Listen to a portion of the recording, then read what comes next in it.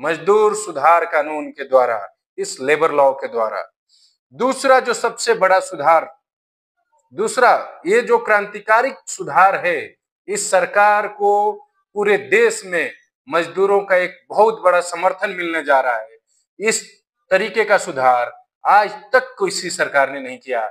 इसने क्लियरली लिखा है, सबसे क्लियर, जिसके लिए कंपनियों में कर्मचारी आज यहाँ 2 साल, कल वहां 2 साल, ऐसे करते करते आज की युवाओं की जिंदगी निकल जा रही थी, परमानेंट नौकरी नहीं मिल रहा था। ऐसे समय में मोदी सरकार ने mandatory appointment letter to all worker, ऐसा कोई नहीं होगा जिसको कंपनी का अपॉइंटमेंट लेटर नहीं होगा, हर कोई फिक्स वर्कर होगा, कोई भी वेरिएबल वर्कर अब नहीं रहेगा। आप जब चाहें तब नहीं निकाल सकते, ट्रांसपेरेंसी होगा और जॉब सिक्योरिटी का एक लोगों में अच्छा मैसेज आएगा।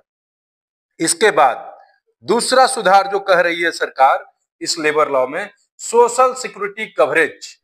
पहले के नियम में जो था limited social security coverage, social security का कवरेज बहुत ही सीमित था। इस नए नियम में सरकार कर रही है, under code of social security 2020 all worker including gig and platform worker, चाहे ऑफिस में काम कर रहे हो या सब फ्लोर पे काम कर रहे हो, to get social security coverage. जैसे कि आपको पता होगा, पहले सभी एम्प्लॉय जो काम कर रहे हैं उनका पीएफ कटे, ईएसआई हो, ये जरूरी नहीं है, बट इसमें सरकार ने मैंडेटरी किया है कि all worker will get PF, ESIC, insurance and other social security benefit.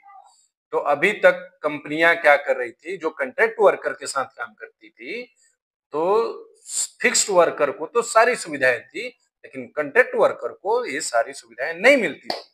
अब सरकार ने इस सुधार के जरिए यह कहा है कि आपको सभी वर्कर को पीएफ, ईएसआईसी, इंश्योरेंस की सुविधा देनी पड़ेगी।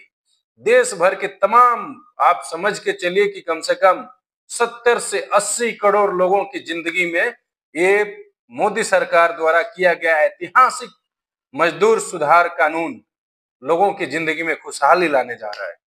उसके बाद तीसरा जो सबसे बड़ा घोषणा है इस नियम में, सरकार ने जो इसमें तीसरा सबसे बड़ा घोषणा किया है, मिनिमम वेज।